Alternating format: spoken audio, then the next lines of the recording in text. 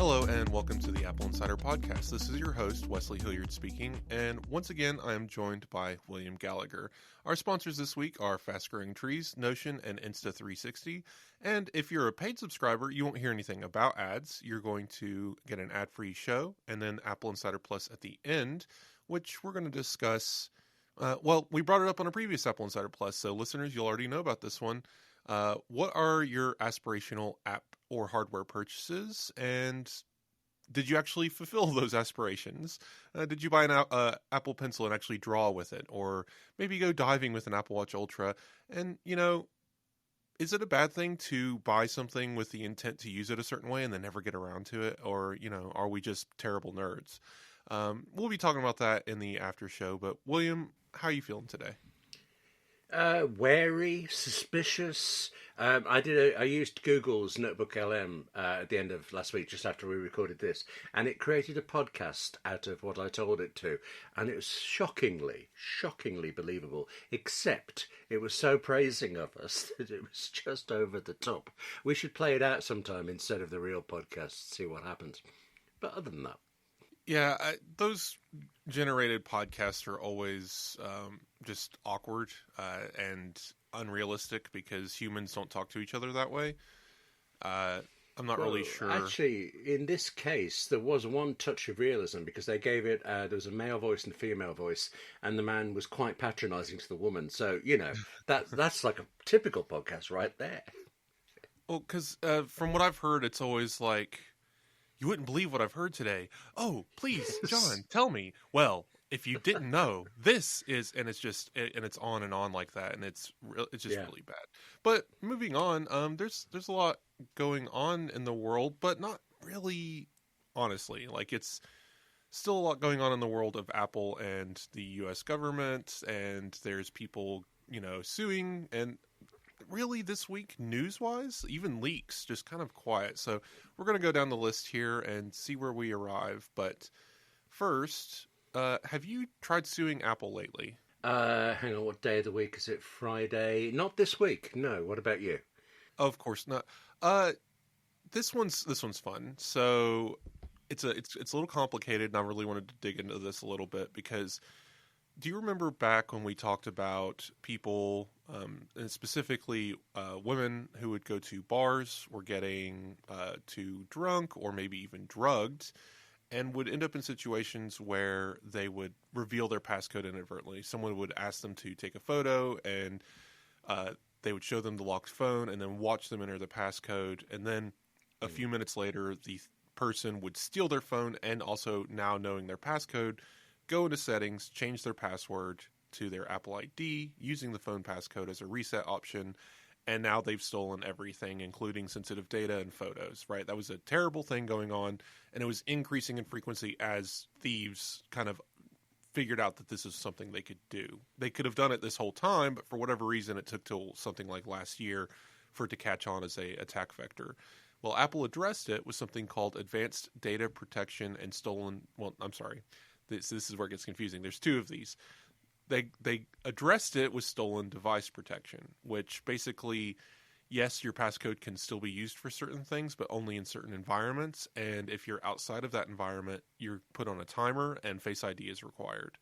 So Apple addressed this, and it kind of disappeared. No one's talked about it for going on a year now, somewhere in that time frame.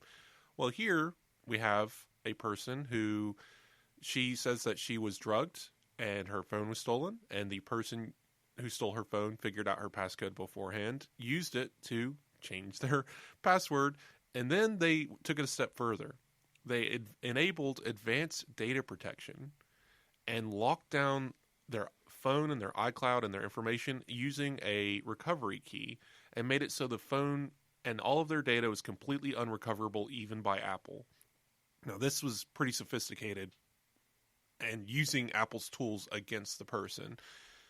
So what do you think about this situation? Well, it's clever, I suppose, in a way. I've got to reluctantly admire the technique, but this also feels like a police matter, because my first thought is, this isn't somebody doing all of this to get a free phone. This is someone to get to her data. It's probably someone who knows her. who reported the theft first, who found the body first. You always suspect somebody in there. I would be looking at her partners and circle of friends and things like that. But I take it that's not what she's doing. She's going after Apple. It's a terrible situation. Yeah, so she created a lawsuit suggesting that Apple owes her $5 million for not recovering her data, right? So she went to Apple and said, hey, give me what you have. I lost everything, please. And Apple's like, we can't do anything. With this stuff turned on, it's all fully ended and encrypted. It is now inaccessible to us. And now the plaintiff is basically saying Apple is responsible for her losing all of her data. Now, it's complicated, right? So this is a tragic situation, and I'm not going to really pick sides here. If you're a victim of something like this, it's like getting your purse stolen. I don't. You sue the police for not recovering your money, I guess. It's a little complicated, but there are ways to have prevented this. The situation has happened. I suppose the only real way to fix this would be to find the thief and force them to unlock the account. It gets complicated at that point. So that is now a police matter, and that's none of our business. But the lawsuit is kind of odd. I don't know that it's going to win. I don't know that it's going to work out because there's nothing Apple can do, and I feel for this person, I really do. But this gets to a lot of our points in tech, so we're not going to belabor the point about what this person did or whether they're right or wrong. I wanted to talk a little bit about what you as a user should be doing to avoid situations like this. Right. William, what's the first thing that comes to mind? Well, I protect the passcode for it. I don't tell anybody that. I don't share it with anybody. But I am conscious of the fact that I was running this young writing workshop once. I think 7 to 10-year-olds, something like that. And there was a tap on my shoulder, and I turned around, and my iPhone was in my face, and so it unlocked. So this 7 or 8-year-old had figured out not only how to get the phone away from me without my noticing, but how to lock in it. And since then, I've been hyper cautious about not having the phone out for anything I don't have to. So I suppose increased vigilance. So I do have, I'm sorry, what do you call it? Advanced data protection. I get mixed up between that and stolen device. The one that means you can't make a change within an hour unless you're in a certain place. I did turn that one on. Stolen device protection, right? That's a clever idea. I think I like that one. Do you do more? Yeah. So there's several. So using this story as the example, this person lost everything. Well, it's not really Apple's fault if you're not using multiple backups. iCloud is not a backup. And so if you have a photo library and you're using iCloud Photo to sync everything, first of all, if you only own one iPhone, and it is mentioned that this person belongs to like a technology data security like advisory firm or something like that. So this person should have known better. But again, we're not going to get into fault here. But you don't rely on a single backup. Now, for me, I'll say I don't have a backup program, but what I do have is multiple devices. So on my Mac, my iPad, my iPhone, these and the iPad Mini, they all have my photo library, and at least 2 of them, I think, have them downloaded locally permanently, especially the Mac. So if someone stole my iPhone and did all of that, I could still come home, log into my Mac, and even if, things were weird and they tried to log me out of all, like if they somehow stole my passcode, got past my settings, and maybe I didn't have the settings turned on, whatever, and it was just the nuclear option, it was the worst case scenario, and they went into the settings and logged me out of every computer that I own or whatever, all of my data would still be on my Mac that I had locally. It's still technically wouldn't be enough. But it would still be available to you. 'Cause I was unconsciously assuming that they'd altered iCloud passwords and things, so we're locking out more than just that device. Right, but your Mac isn't going to be shut down from your iPhone unless they turned on the Find My mode of, so that would be diabolical if they went in and like put everything in lost mode and required a password to recover it. But even then, Wow. all the information is on a hard drive. This is what I'm getting at. The only way to be completely certain that you're in control of your data is to have your data in a separate location. So backup systems are important. This reminds me that maybe I should look into backing up my data to an external hard drive, once a month. Same. Because then if something went wrong, the worst case scenario is I'm out a couple of weeks of photos, right? It actually did go wrong for me this week. I had an external drive that I used with Plex, so it had about 6 terabytes worth of old DVDs I'd ripped and things. And for whatever reason, somehow the drive died. And I kept thinking I ought to have a spare copy or a RAID system, but RAID is expensive. Even a second drive would be expensive. I kept putting it off. But I have Backblaze online backup account, and that has all 6 terabytes. I'm buying a drive from them with all of the data on it. So I'm relieved I've got all that, and it was hardly important stuff, but it made me conscious of the fact that I did lose something and I didn't have a local solution. Yeah, stuff can disappear at the drop of a hat, and you have to be ready for it. It's just important to know that you never know what's going to happen. But so that's just basic digital hygiene. Have backups. Have backups of those important files and those photos. Maybe not 6 terabytes of Doctor Who, but you could definitely have a backup, and it's not zero cost, right? And I understand that budgets are important to a lot of people, but memory is also relatively inexpensive these days. Just put together some savings and go buy a 2 terabyte drive and load it up with your most important information and photos and update that periodically. That's it. Like set a calendar event or a reminder to once a month, go on your Mac or your iPad or whatever, offload what you need to, and there you go. And sadly, unless you copy, if you have a Mac, you can literally copy the library, your photos library, to an external drive, and it will preserve all of that metadata. But if you drag your photos out into the file system, it loses a lot of information, especially like face data and all that. So complicated, but again, you can do it. Or local backups, right? Get an external hard drive like William was talking about that's a bit bigger, and then have automatic backups occur to iCloud and locally, right? Then you have multiple resources. You can encrypt those backups as well, so no one can access them from the hard drive. Lots of ways to do this, and we've talked about it in other shows, so I won't belabor that point because it's not really the point. It should never get this far. So had this person had a feature enabled called stolen device protection turned on, the thief would never have been able to do any of this. So do you know what stolen device protection does? Well, it's what I was telling you. I got the terms mixed up, but I do have it switched on. All I remember is that after I turned it on, I think because you'd mentioned it, actually, it's not massively well publicised, turned it on, and then I was somewhere where I needed to change something, and it said, no, William, not for an hour. And it wasn't a problem, and I was glad of it, but I can't remember the details of the conditions of what it stops when. So what should I have listened to you closer about before?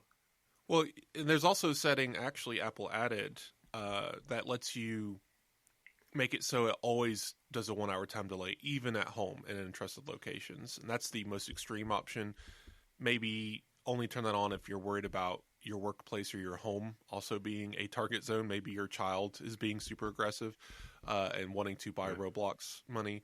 But in any case, the option does exist. And what it does is it makes it so anywhere that normally would require a phone passcode gets updated to requiring Face ID and a passcode, or just Face ID or something along those lines. Basically, you're now no longer just using a device passcode to do everything, because that was the default before. And looking back, it was kind of poorly executed, because once a child got a hold of their parents' device passcode, they could go in, turn off screen time limitations, and then go play video games all they wanted, right? There was just so many settings tied to that passcode that Apple, I think, let it get carried away. And stolen device protection kind of takes back that control by making it do something. So if you are not in a trusted location, or if you have the always require delay turned on, anything that is security related or device like settings, like a lot of stuff like that, that normally requires you to get in, like basically if you ever went to the Face ID panel in settings, it requires you to use Face ID to get in there. And if your Face ID fails, it'll pop up and say, enter your device passcode, and then it lets you in. That is no longer possible. Instead, it'll pop up and say, Face ID is required, and if you need to enter your passcode, it's going to do Face ID again and then wait an hour before you can get in there to make a change. And then after that hour, it's going to do Face ID again, require passcode, and then you get in. So you have to have knowledge of the passcode and the user's face in order to get past this. That's for any setting, including changing your device passwords, stuff like parental controls and stuff like that. Apple does have a kind of a thing here, though, because they also introduced a feature, I think, after stolen device protection called advanced data protection, and that one is still controlled by the passcode no matter what. Even with stolen device protection turned on, you can toggle advanced data protection using a passcode, but in order to do a recovery key, you have to have Face ID and a account password. But again, if you're sophisticated enough to already be in the device and can change the user's password, then it's moot, and you can go and enable advanced data protection anyway. So stolen device protection will prevent all of that from being possible, because there's no way a thief will have access to your face twice in the same hour. You should have already hopefully become aware that your phone has been stolen and do something about it. So there's ways to prevent this. They're still not completely foolproof, and I hope Apple addresses, especially like this particular situation. It's terrible enough that nobody should ever have to go through it, and I think Apple should carve out a specific case for this one. Especially stolen device or advanced data protection should not be a passcode bound thing. That's silly. It should require every step known to man to turn that feature off. But instead, it's a one-step feature, and that's very odd to me. I should say, I really did turn it on after you mentioned this before. I mean, months and months ago, maybe even a year ago, when it was these things were coming up, and I totally forgot where it was. But I just checked on my phone, and I still couldn't see it. But if you go in settings and search for stolen device protection or advanced data protection, wherever they are in settings, it does surface. So you can go set them up there. Well, so stolen device. This is another thing. Apple needs a better system for informing users and laying this out. Stolen device protection is in the security and privacy settings under Face ID. Advanced data protection is under iCloud settings. And the reason that is because advanced data protection is about basically turning on end-to-end encryption for many more types of data, including contacts and photos and calendar. Well, maybe not calendar. I think that's still tied to IMAP, so there's a weird thing there. But anything that can be end-to-end encrypted is now end-to-end encrypted. It's a lot more protections, and Apple no longer has access to your data, even if they have an iCloud backup. People turn that on, so in the event of a subpoena from the police department, maybe they would not be able to access that data. Not always. We're not going to get into a debate over, do you have anything to hide or whatever? People have a right to privacy, so choosing to turn that on isn't an issue. But I have lots to hide, so having advanced data protection turned on, though, requires a recovery option. And I think, this user didn't have it turned on. The thief turned it on and then went to recovery key. But I recommend everyone turn this on for themselves, turn it on for their loved ones, turn on stolen device protection as well. But as far as the advanced data protection goes, in order to ensure this never happens to you, go set up recovery options using other people. So for me, I have my fiance as a recovery option. See, now they can come and club the both of us and steal both of our phones, I suppose. But it gets more complicated because now, even if someone stole my phone and somehow blocked my Apple ID, Apple could use my trusted contact with my fiance and recover my account that method, right? Even if I don't have a recovery key or whatever. So there's ways to prevent this from completely going nuclear. It's just this particular individual in this situation had none of this turned on. The thief knew what they were doing, and it was a total loss situation, and that's terrible. But we don't have to go through that because there are options. It's just they're not very easily surfaced, and Apple should, I think, educate users better. I have it all turned on even for my mother. Like, I'm a recovery option for my mother. She has stolen device protection turned on for her. She never knows because she just uses her device normally. And that's, I think, honestly, a good base level of security these days. Because you never know what anyone's going to try to do with you or your data. Just the dramatist in me is thinking this is like when you split up from somebody and you go through tearing all the photographs in half to get rid of them. What if they were your trusted partner? Yes, there's so many options here. Wasn't going to say there, imply rather that you and your fiance might be having any trouble, but you never know, do you? Everyone has their own personal, situations. If you're setting this up and you're in a situation where maybe you're not in a committed enough relationship, you don't have to use, your spouse. You don't have to use your creepy friend. Just, a family member that you can trust. That's the point. It's a trusted contact. So if you can't trust the person you're in a relationship with, then maybe evaluate things. But Oh, actually, in all, I said it's a joke, but in all seriousness, you can see an abusive relationship where there's coercive pressure on somebody into this. I mean, you can't solve everything with a switch, but no, the other person could be forcing the partner into enabling this feature and allowing them to have control of their life. Absolutely. And this is where it gets complicated. I think Apple still has a lot of work to do here, and I don't think they're done. I mean, when they announced advanced data protection and these features, they said that we're still building it out.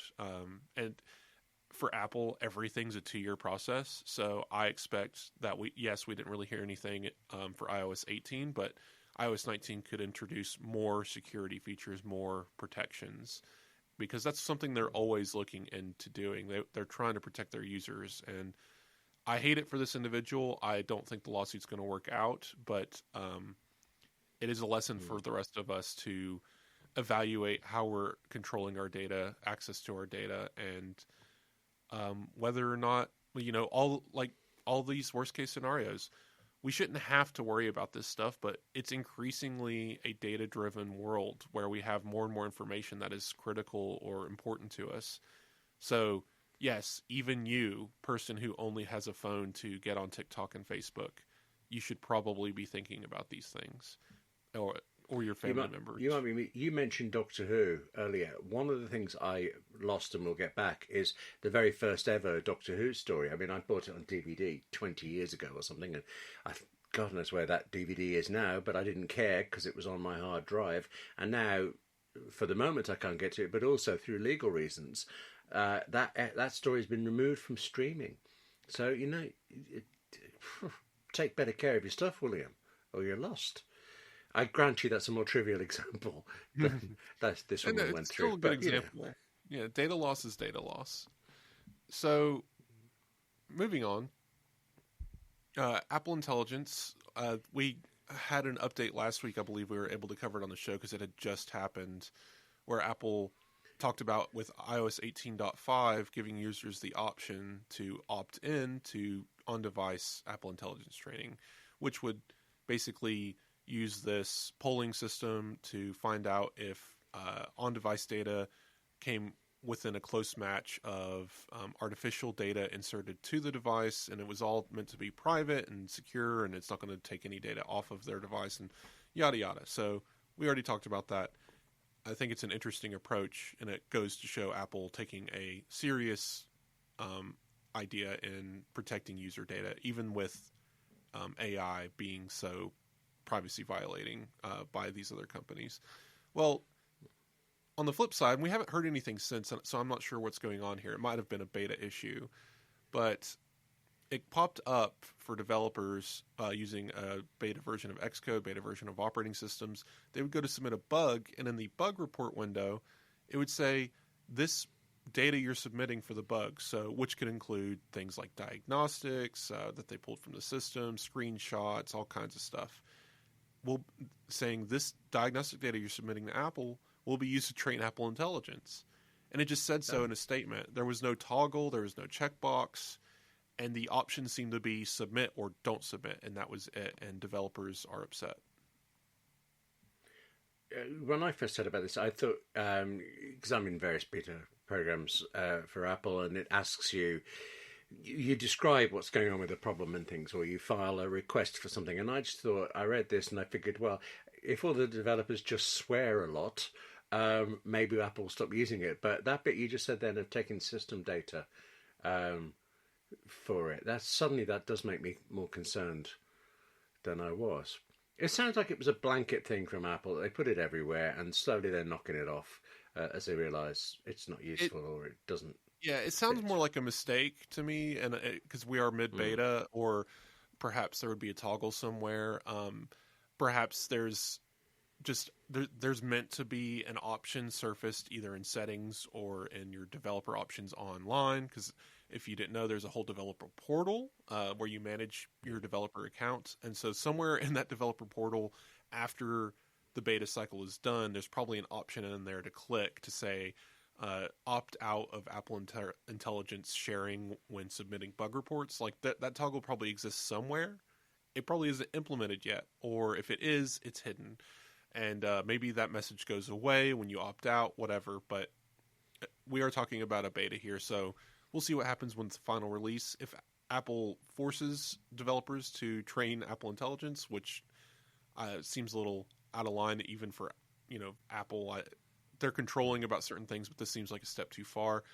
I think it'll get changed. But I just wanted to note that did start popping up, and developers kind of reacted like, "What is going on here?" If no one's going to submit, like they're going to damage their own bug reporting system if this is the case. So I think Apple will walk that back or clarify. This episode is brought to you by Fast Growing Trees. Did you know Fast Growing Trees is the biggest online nursery in the US, with thousands of different plants and over 2 million happy customers?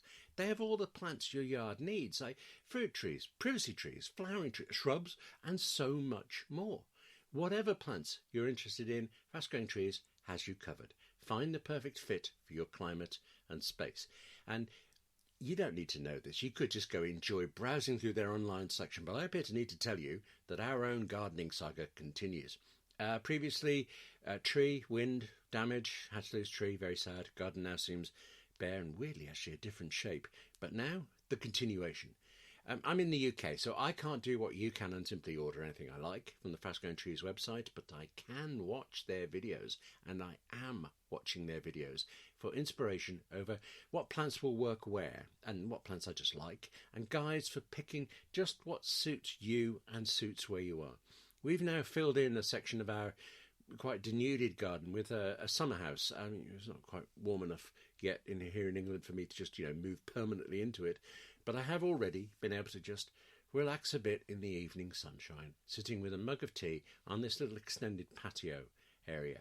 And yeah, Fast Growing Trees has a video about patio plants. I mean, seriously, they have everything, don't they?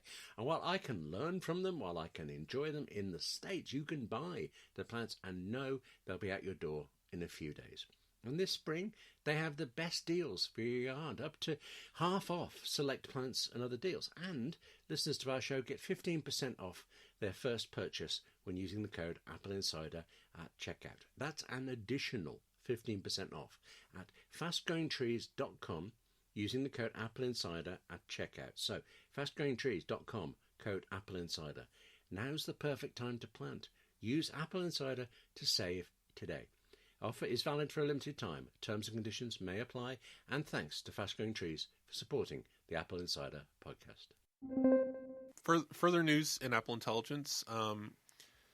The National Advertising Division slapped Apple on the wrist a little bit over its website, suggesting that available now was inaccurate for Apple Intelligence, so Apple removed it.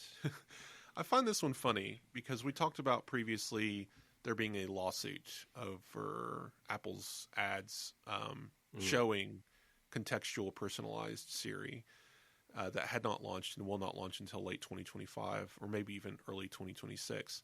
And now this is an official program, the NAD, taking issue. The Better Business Bureau, if anyone's the BBB, it's a segment of that group. Anyway, they're taking issue with Apple in this situation and telling them to take action. So I don't necessarily agree with it. Apple did it, so end of story. But what do you think, William? Do you think Apple is this warranted? Did they need to take down the available now note on their website?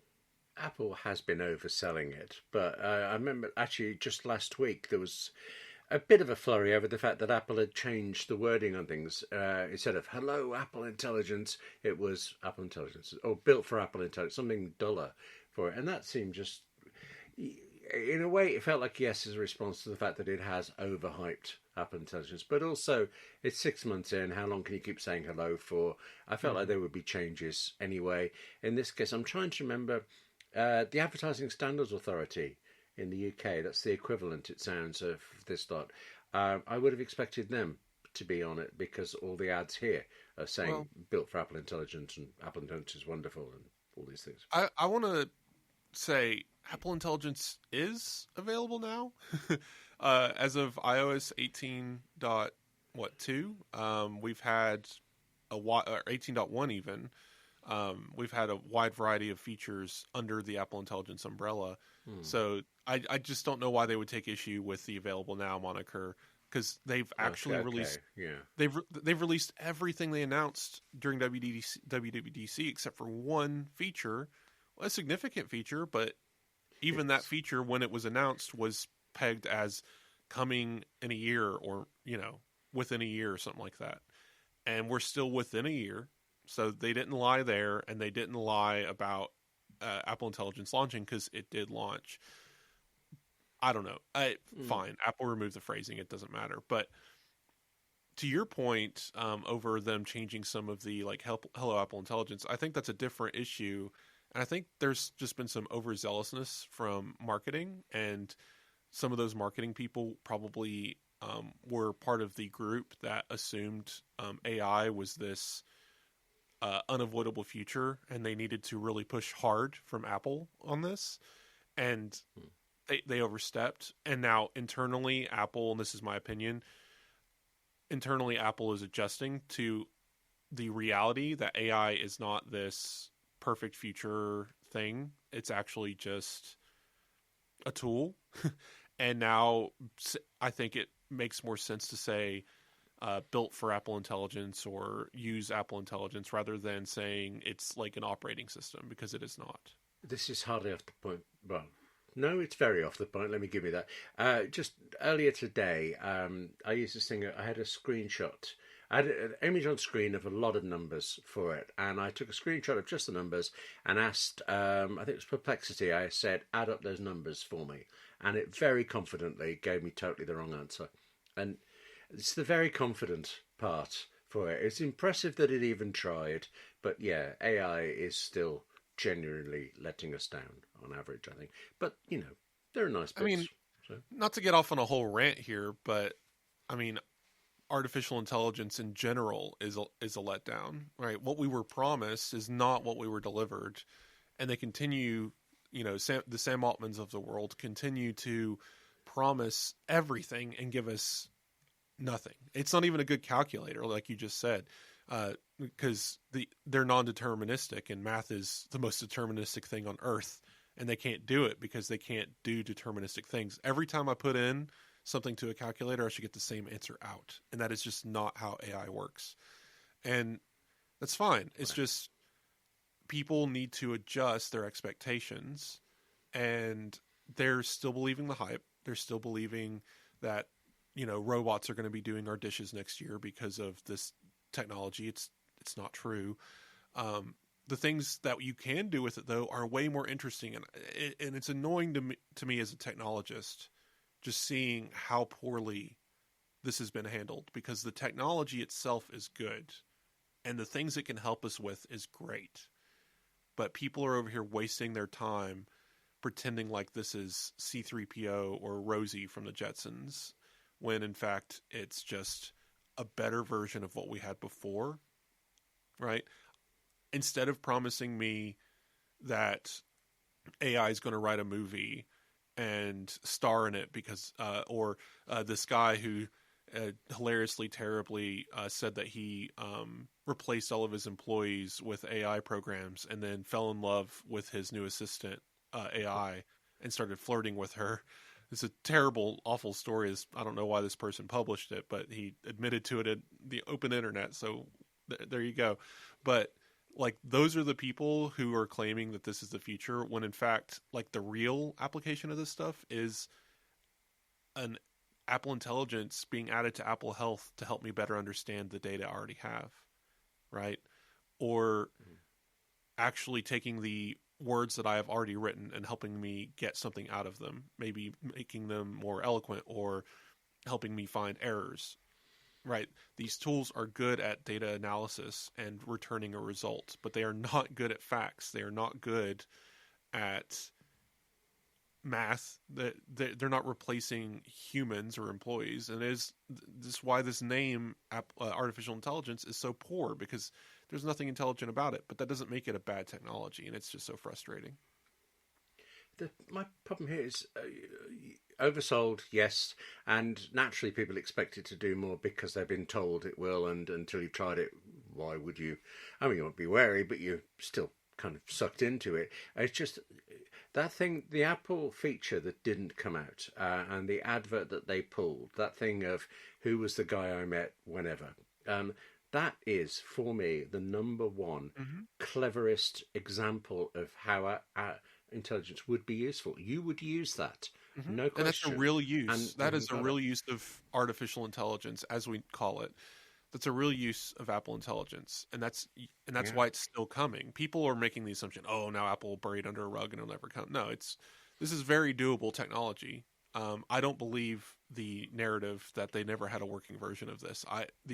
What I believe is it wasn't 100%, and I don't think it'll ever be 100%.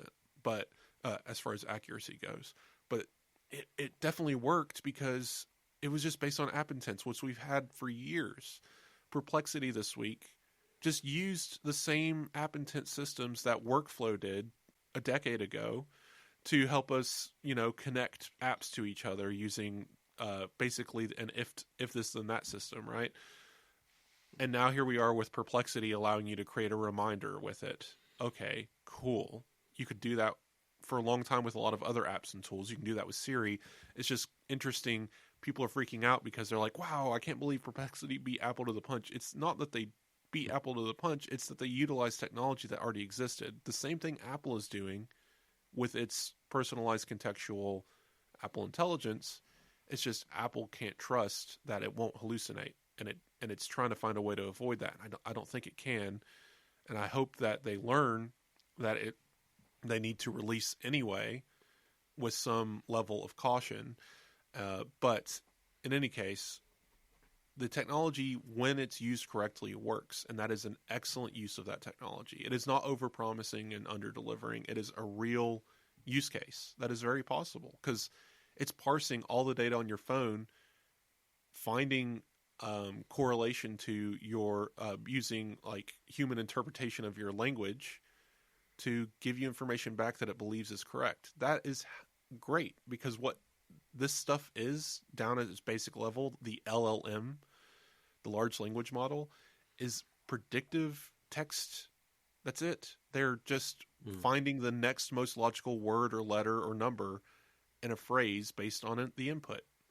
And by you saying, when is mom arriving from the airport, and it being able to just go through every piece of data on your phone and find the words mom, airport, and correlate what that means into a sentence that looks human based on its algorithmic structure, yeah, that is useful. Just, give us humans feedback to verify that information in real time. That's all they have to do. But this is the first example of any AI that I thought, yes, having it, understood it, want it, would use it. It was the first, and we haven't got it. So that question of Apple Intelligence isn't here. I can make a case both ways. Well, but see, that's what's funny about this, is Apple was the only one who could show us this, because they're the only ones who can do it, and do it privately and securely. And no one else has. No one else. There's a reason why. Because Google doesn't have a vertical integrated ecosystem where they can just plug in Gemini to everyone's smartphone and have access to all their data unilaterally. It's not how Android works. They wouldn't be able to. They could probably do it with Pixel, but they haven't yet for whatever reason, right? They're getting there, and they might be Apple to the punch. Google I/O is going to be before WWDC, and I am almost willing to guarantee that they're going to steal this idea. Please steal it. It's a good idea. Right? That's not meaning to be negative towards Google. This is an actual good use of AI, and I expect everyone to be doing it soon. Perplexity trying to incorporate it with existing app intent systems, it's a good idea. It shows that it works. And you're right. This is one of the first uses of personal AI that actually works. But again, it's not overtly that complex. It's just capable of being wrong in a situation where you can't have data be wrong, and that's the danger. So Apple's trying to walk a line here, and I'm interested in what they do with it. More and more, I am so excited about WWDC this year. I mean, I'm always into it, but this one, I'm ready. Bring it on, please. Hurry, yes. It just feels just like Apple to come out with, all this AI stuff you guys are talking about. Yeah, that's hogwash. Here's what you actually can do with it, and they were correct. and it stuns me that people don't talk about this that way because they're so busy talking about how Apple's behind. Behind at what? The grift, right? They're the behind at the intellectual property theft and convincing people that generating images is the future, right? It's just, what are they behind at? They're behind. Right, like they're behind at trying to trick a girl on a date into liking you by saying that you're 30 years old when you're obviously 16. Yeah, sorry, it's just, I don't know if you saw that demo. That's not a random example. No, I didn't. But okay, I thought you were revealing something from your personal life, and I wasn't going to question.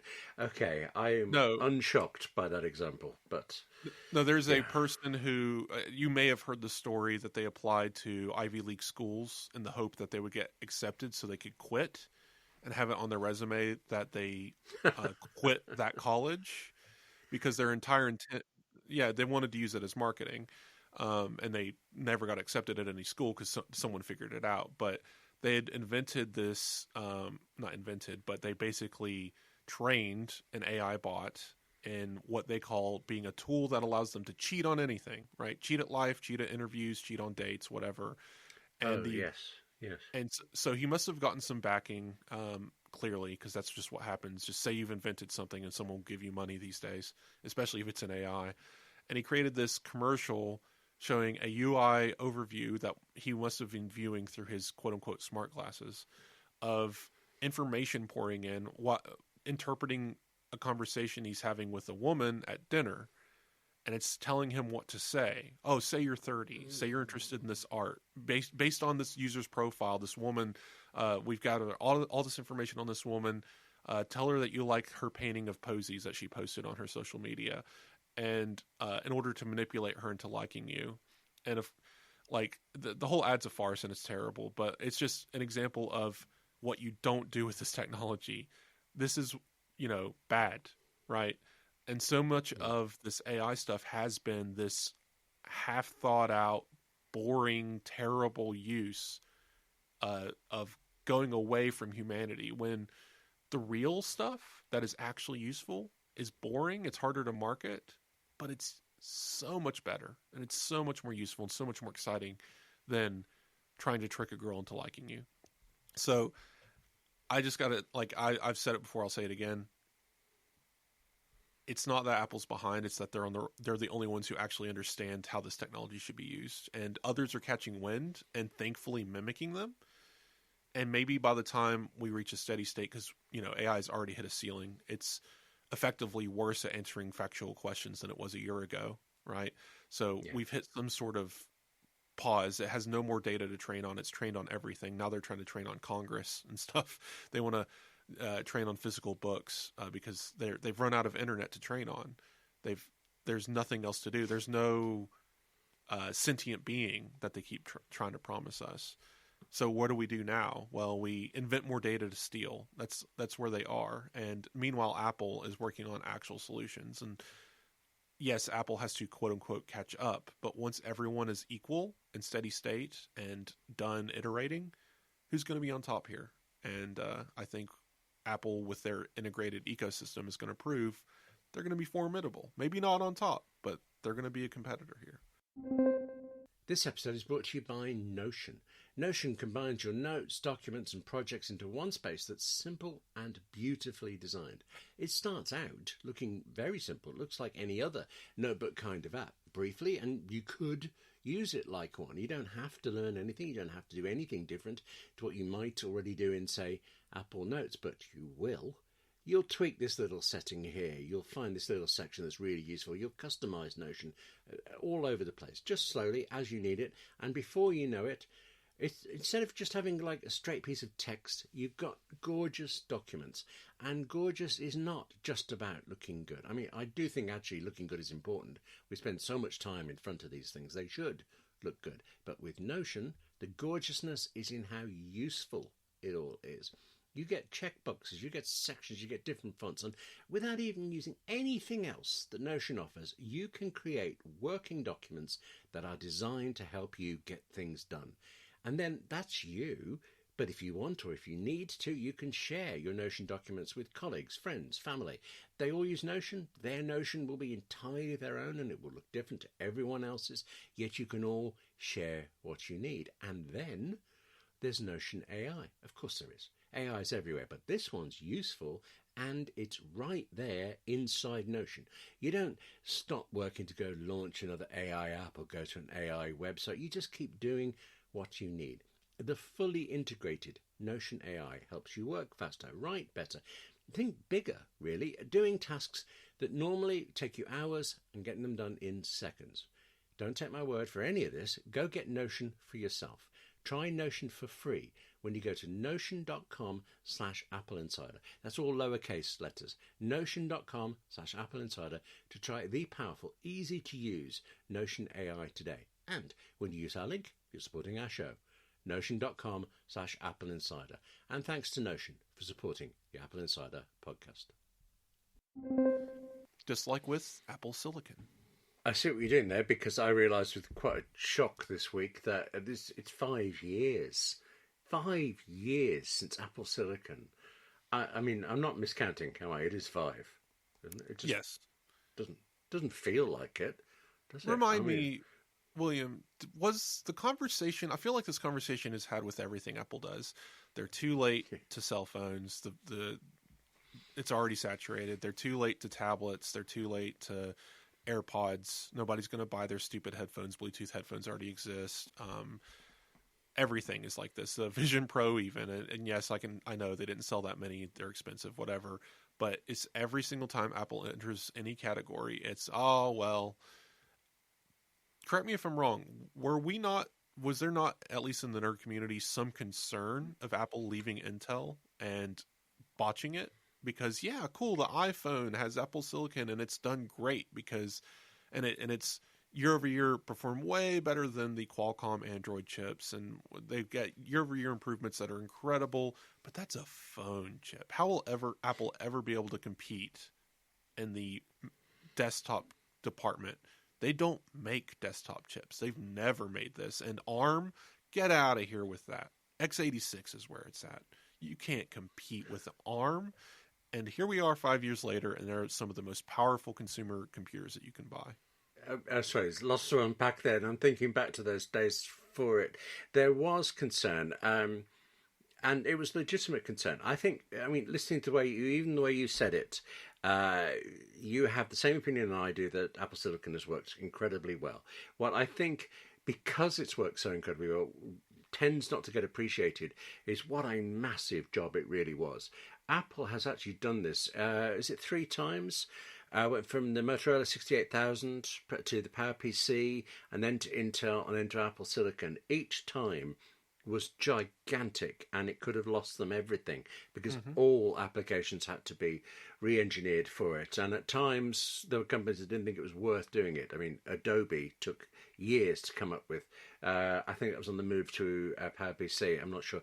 The risk and the scale of the move was managed so incredibly well that it made it look easy.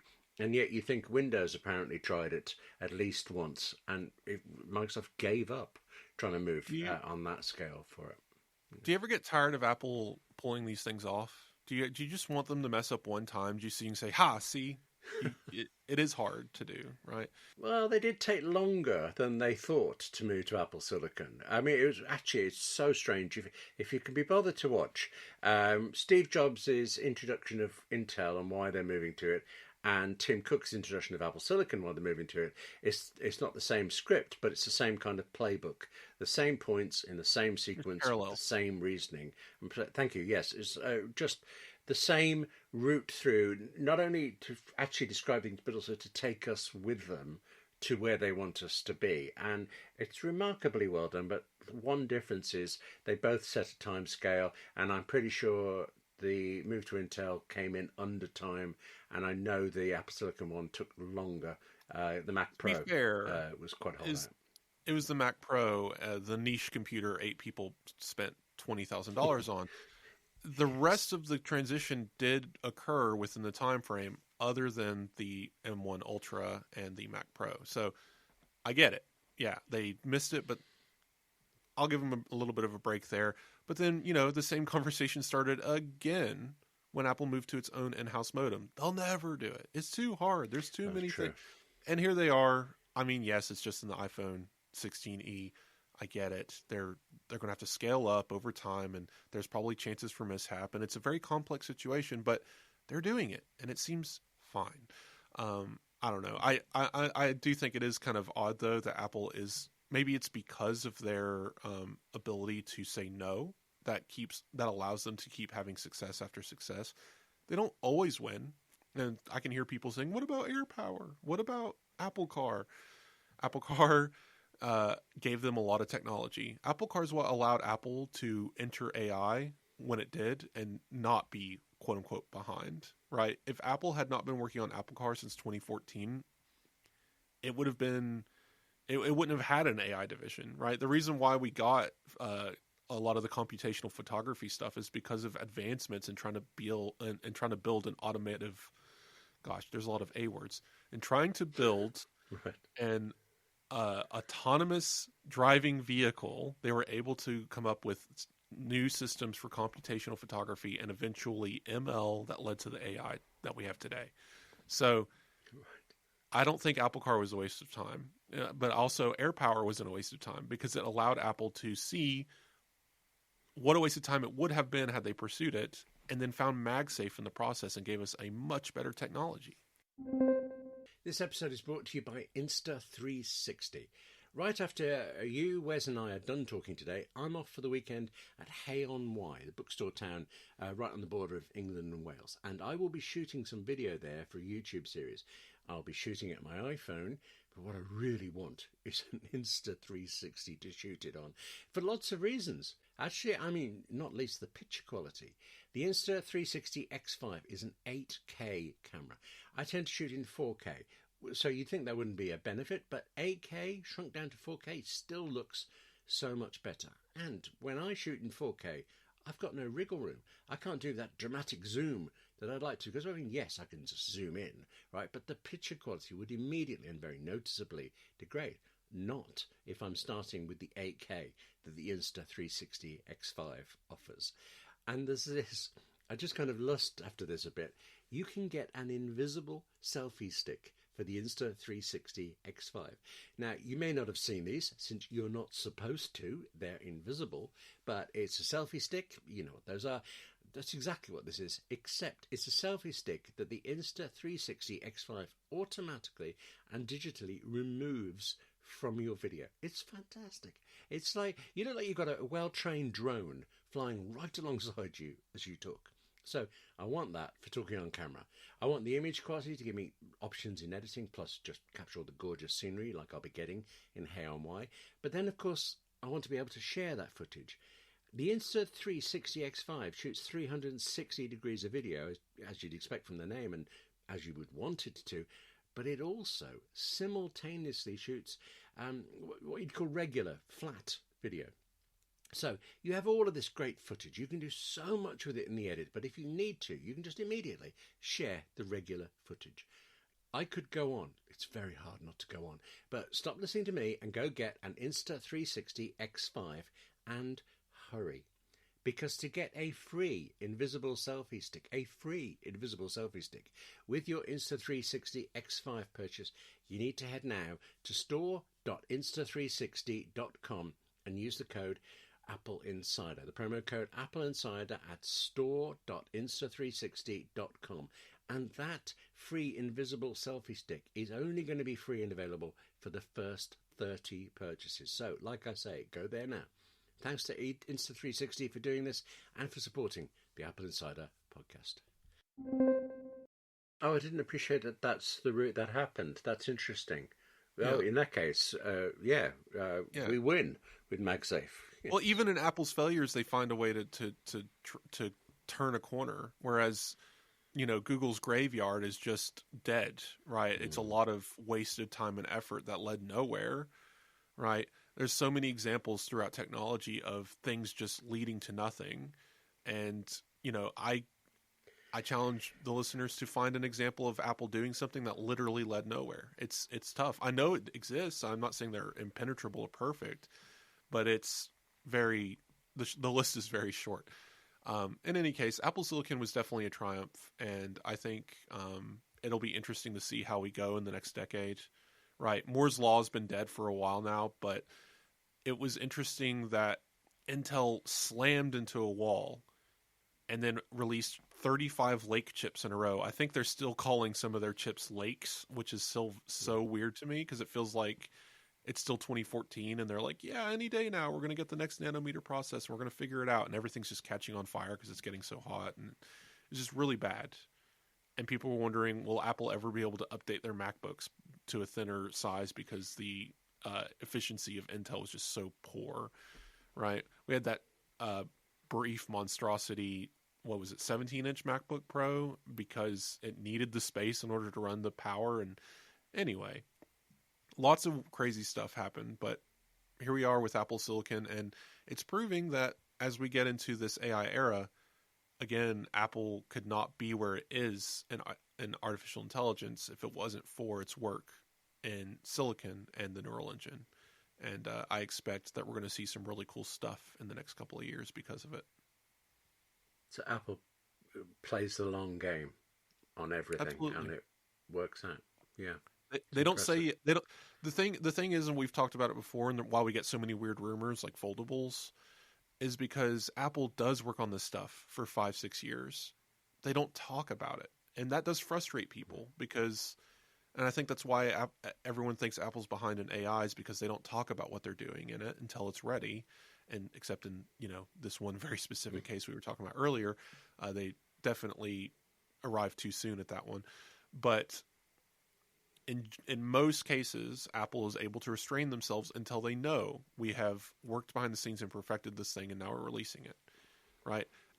Apple didn't have to wait until the Apple Watch in 2014 to release it. They could have made that iPod into an Apple Watch and been early to the market and competed with the Pebble with a music player that told the time that you wore on your wrist. They effectively did, but they could have, added Bluetooth and tried to do different things. It would have been a much poorer experience, a much less thought out experience. But then they waited and came out with the Apple Watch, which has been around for a decade. Isn't that crazy? Yes. It's weird. Apple Silicon doesn't feel like it's been around for 5 years. The Apple Watch still feels like a new thing entirely. Although there's actually a feature I wrote on Apple Insider about the history of the Apple Watch, and looking back through the first versions of it, it's astounding how much Apple got right straight away. Yeah, it's just, you look at it. I have an Apple Watch Series 0, as you now call it, and it does look old and it does look incredibly small. But the way it works is the same way it works now. Nothing that way has changed, and it works. And they know design. They nailed it. I mean, Johnny Ive was locked in a room for 6 years, and he came out with the Apple Watch. And there's a reason why it came out so well, because they put a guy who was obsessed with watches and obsessed with design and obsessed with technology in a room and basically came out with this thing, and that's great. It's going to be his next to iPhone. It's going to be his legacy, and it's a powerful one, right? The dial and the button and the interaction standpoints, how it looks and feels, it all just works in Apple parlance. And jump ahead to today, and it's basically the same thing. They just got better at screens. They got better at buttons. It can dive further. It can do more. It has better technology in it for computations. It can do satellite calls, right? There's so much to it that wasn't there at the beginning, but it's still an Apple Watch, and that's what's impressive. I think an important thing to say is we actually learned this week that he may have been locked in a room for 6 years, but they did feed him, because he was on a food podcast this week talking about watching through the hole of a pizza burning oven to see the dough turning into something like that. And I love that enjoyment of detail and making something, and I think it comes through with the products for it. Very curious to know what he's working on next, actually, with OpenAI, and see what comes of that. That venture fell apart. I think we're going to hear, maybe we'll never hear because it's one of those PR gaffes, but OpenAI is going to buy. If you all didn't know, Johnny Ive was working with Sam Altman on the future AI pen that would be better than the AI pen because they're going to actually make something that works or whatever. Well, nothing ever materialized, and here we are. Sam Altman's company, OpenAI, is offering to buy Sam Altman's project and save him from some embarrassment, I guess, and incorporate it in secret into OpenAI. And now it'll just disappear into the aether, and they'll just be like, yeah, that team, it's great. They were working on this cool stuff. And Johnny Ive's just going to fade into the background and go design a new tree or something. But I am interested in what Love From is going to do next. I don't believe we're going to ever see the quote-unquote Johnny Ive, Sam Altman combo that people were expecting. Something that bothered me, I didn't know that last bit about the buying and fading away, but right at the start, there was this idea going around that Ive and Altman were going to design a new iPhone. And it all came from somebody trying to explain the description that they wanted an AI device that had as much impact as the iPhone did, and that got reported as they're making a new iPhone. It feels like this is why people like me don't invent anything. I don't have enough imagination for it, and I always trying to frame it with what I've known before. And so, good on them for trying something new. I think nerds are just frustrated because the way you design an iPhone that is built for AI is just an iPhone. Sadly, no, I'm saying this isn't an iPhone. That wasn't always their point. It was right. But the problem is nerds want something new, right? That's their whole thing. Is they want the new and flashy, the future. Well, as of right now, at least in the foreseeable future, the thing that is best built for AI is the iPhone, right? Like, if you had one of those Star Trek materializers or whatever, I never watched it, so I don't know how it works, but if you told it, like, hey, make this perfect device that's for AI, it would pop out an iPhone, because it's right now, that's what we have. Yes. Yeah, that's what I'm saying. Like, that's where we are. We're in this weird position where people are trying to reinvent the iPhone, but the best iPhone that we have today is the iPhone, and the best AI tool that we have today is the iPhone, and that's only going to increasingly become true. And people can scoff if they want to, but show me the evidence of otherwise. When it changes, it changes. I'll admit defeat there, but right now it just seems to be the case. But speaking of other controversies, we can get into Controversy Corner. There's not much this week, William. Don't worry. Okay. I was about to say, it's that time, is it? But okay, I'll hold you to that. Not much. But Controversy Corner begins now, which means if you need to skip a chapter, this is the point to do it. This is just one of those things where after the tariffs were... We use the word pause. They weren't actually paused. The rest of the world's tariffs were reduced back to 10%, which is still very high, right, compared to the 1 to 5% we were doing before. So in some cases doubled, if not magnitudes higher, even at 10%. So it's still really bad situation. And then on top of that, China, 125%. So you do that, and then in the days that have followed, not much has happened. Thankfully, we've a little bit of a breath. Stock market has actually been reacting positively to that information. It has been a pause in that effect, but in that time, we know that the tariffs were still bad in China, and Apple was heavily affected by it, and there were exemptions made. Right, we discussed that last week. And these exemptions seem to very well target Apple, seemingly by accident, because they didn't call out Apple in the exemption, but every exemption provided helped Apple. And that was odd. And then a day later, we find out from Trump himself saying that he had a call with Tim Cook. And then Tim, it all kind of came out in different ways, but basically these exemptions happened because of the favor Tim Cook and Apple had earned from Donald Trump. There's really no question about it.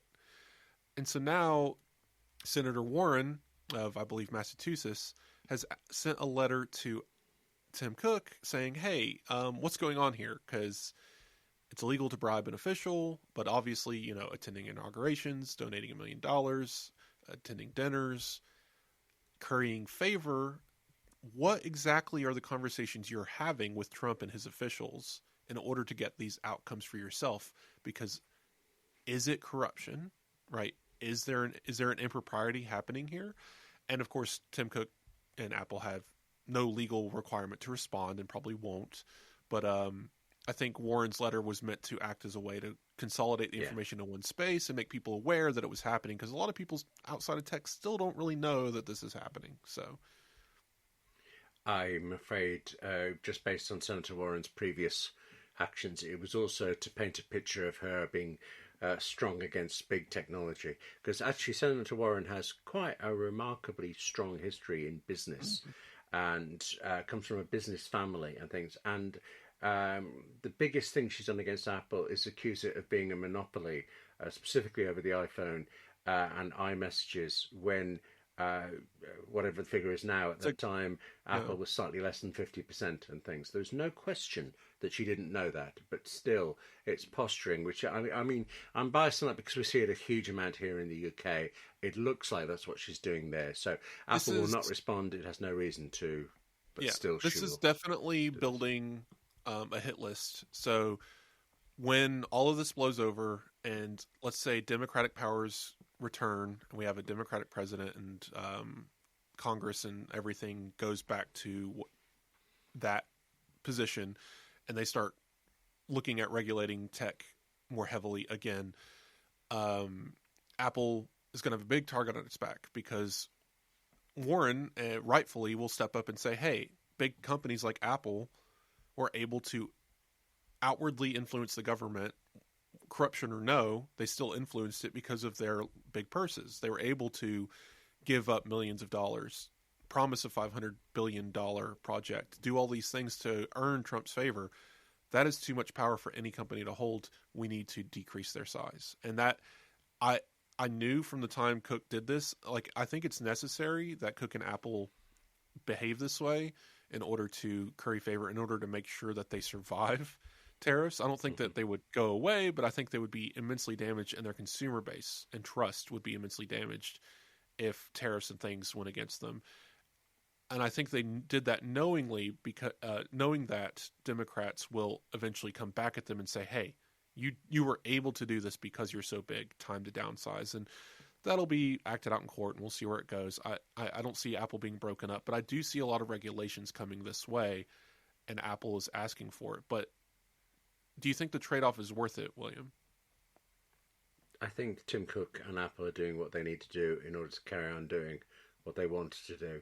And I have no problem with Cook personally donating to Trump's inauguration thing.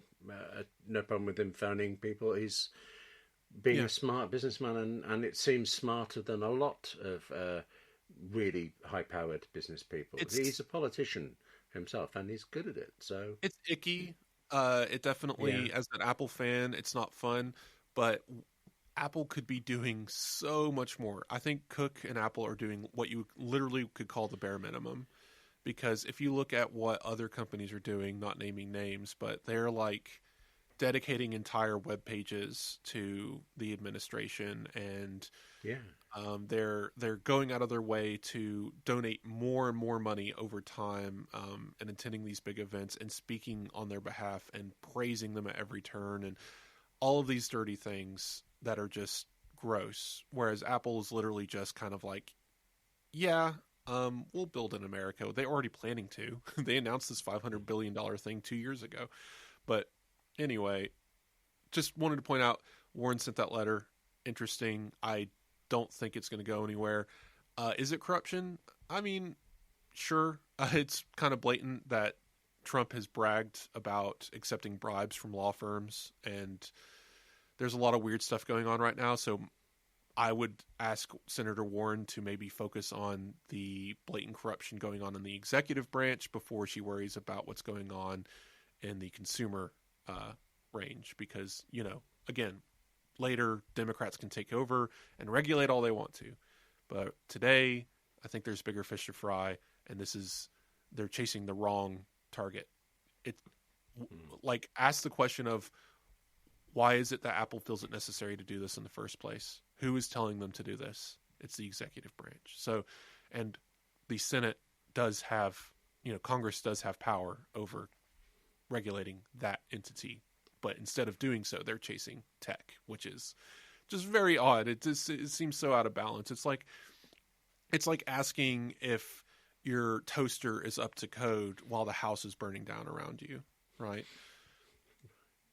But you don't think it's just that because we are so focused on Apple and technology that we're noticing this and ignoring, the same amount of pressures on agriculture or something?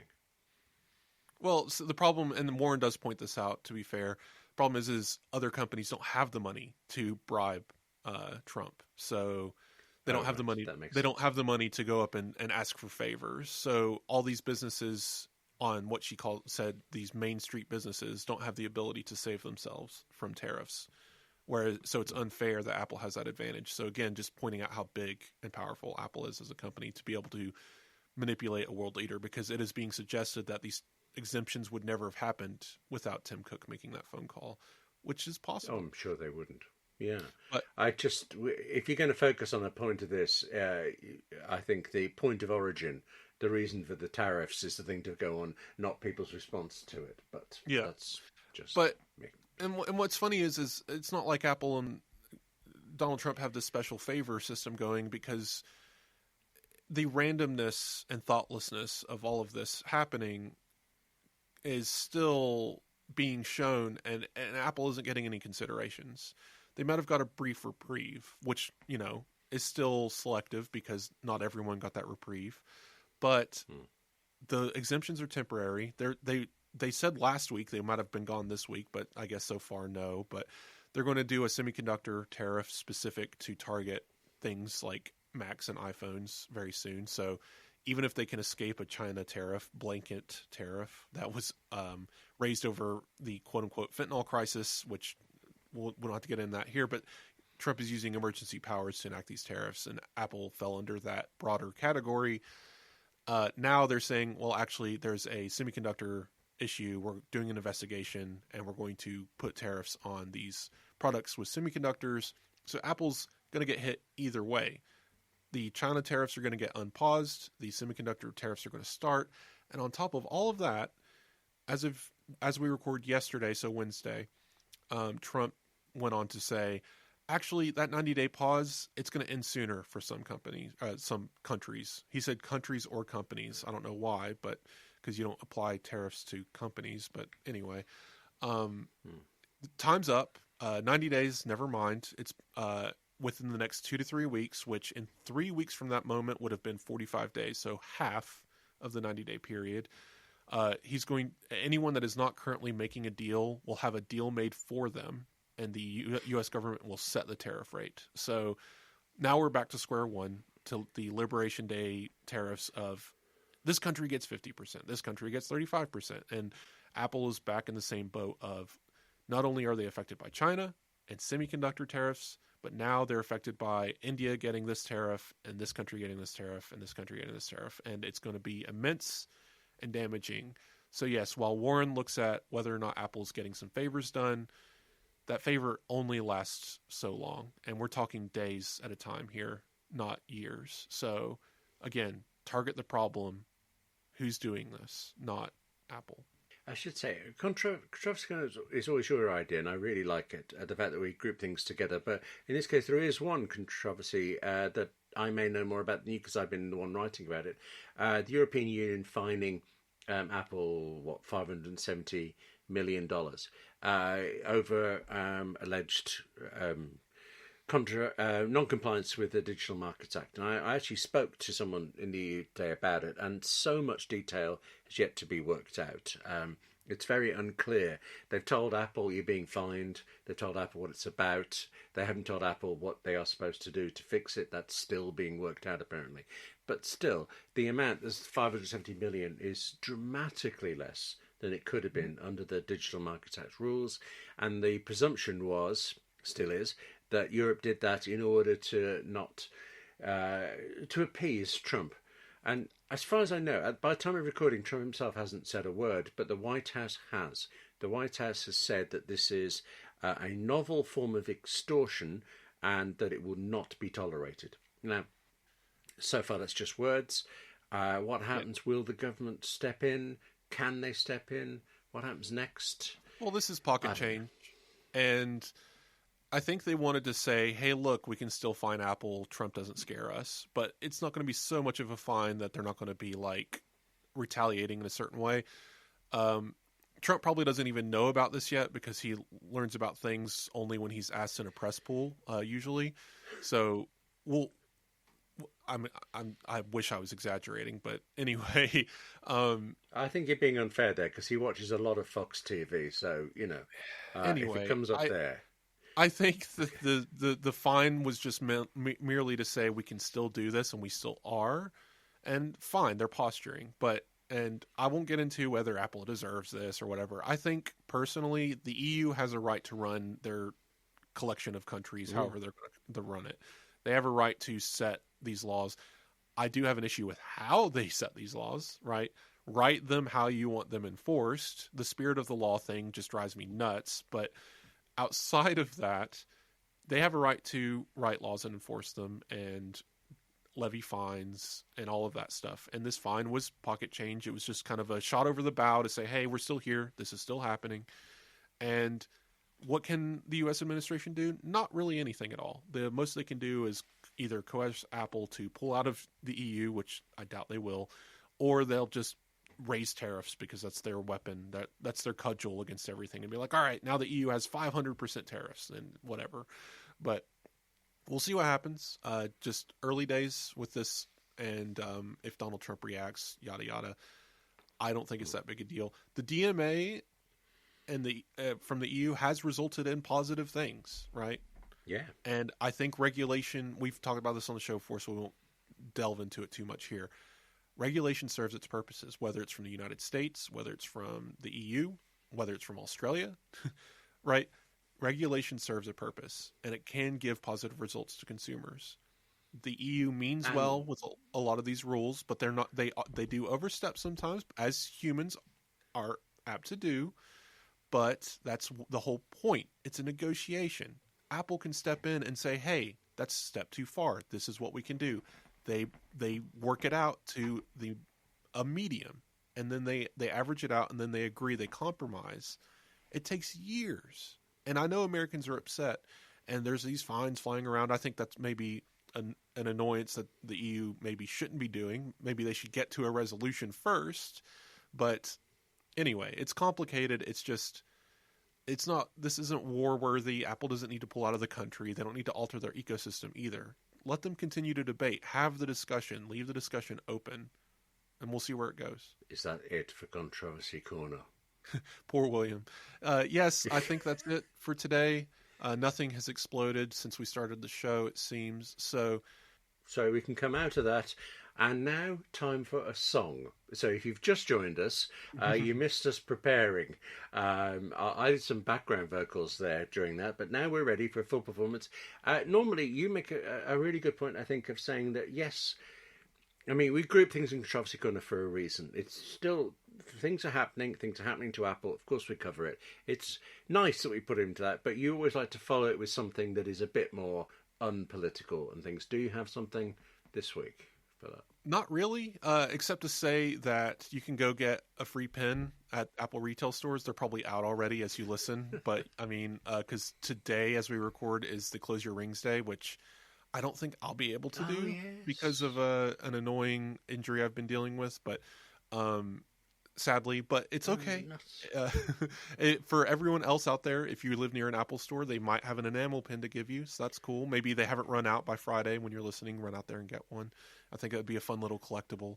But I'm not going to manage it through sloth, really. But I just check my rings, and no, not going to happen. But you can always cheat. Nice. Tell me afterwards. Okay, right. So I did want to point out Apple earnings is going to occur before our next episode. So of course we will talk about that then. But just a reminder, the Liberation Day tariffs occurred after the quarter ended. So that will, the future looking stuff on the earnings call will be part of the discussion. I guarantee you there's going to be analysts saying, "What are you going to do?" But the quarter itself has been unaffected by Liberation Day because the quarter ended in March. So, there's going to be a lot of interesting stuff. They announced the iPhone 16e, iPad 11, M3 iPad Air, M4 MacBook Air, and Mac Studio all in that quarter. So maybe we'll see some bumps in those categories, iPads and Macs for sure. It should be a strong quarter, I think. And maybe they'll have I bought a Mac Studio. Yeah. I bought a Mac Studio, so that's got to have helped them. Yeah. Feels like it must have done. It was a lot of money. But, sorry. So, good. They'll muddle through. I wonder if Tim Cook will have a cold. How many sniffs will we hear on the earnings call? We will count them for you. But no, it's always fun. I mean, the poor man always has a cold on those earnings calls. Yes. I'm telling you. There's a reaction there, isn't it, somehow? But that's the show this week. As of this recording, no new reviews on Apple Podcasts. I did want to point out I got an excellent email from a reader named Matt. That was awesome. Thank you. As always, love hearing from you guys. Whether you want to reach out through the Apple Podcasts review system, we will read your review on the show. Or if you just want to send a nice email or reach out on social media, I'm Wes at AppleInsider.com for email. I'm available on Blue Sky. You can find me on Mastodon. Those are both Hilly Tech. It's easy to find me. William, where can people find you on the internet? Best route is probably email, William at AppleInsider.com. Although I should note, actually, once again, I say this to you and I love email, but I'm a little bit behind at the moment. So I know I've had some emails in, but I haven't got to them yet. So. I've been checking my junk just to make sure that no one sent an email and it didn't come through. But we don't always catch them all, sadly. But so many people email us with just silly, not listeners, but just pitches of like, do you want to know about this magical box that grows plants? It's like, no, I don't. Thank you. But yes, always think as always. I'm intrigued. No. What I get is, please send me your price list for tangerines or something. And I know it must be some sort of spam thing, and I don't understand how it works, and I just pop it all in junk. But that floods my inbox every now and again. So it does hide things. Yes. But again, thanks so much for listening. We're about to get to Apple Insider Plus, so if you're a paid subscriber, you skip all the ads and you get to have a bonus show at the end that's usually around 20, 30 minutes long. This week we're going to be talking about it is a new topic. I know these sometimes can mirror each other, but it is about purchases again. But do we ever buy things with the hopes that we'll get more out of it than we actually do? Like, are you buying an Apple Pencil and theorizing you're going to become a digital artist suddenly, or do you actually think that you're going to use conversation mode on AirPods, or you meekly take them out of your ears as you're at the register because you're scared of offending the cashier. We're going to be talking a little bit about Apple's tech and other tech things that we've bought, and do we ever actually follow through with those aspirational goals, or do we just spend unnecessary money and stick them in a corner somewhere? And I think that'll be a fun topic. Stick around for that. I want to thank our sponsors once again, Fast Growing Trees, Notion, and Insta360. And we'll be back next week with more.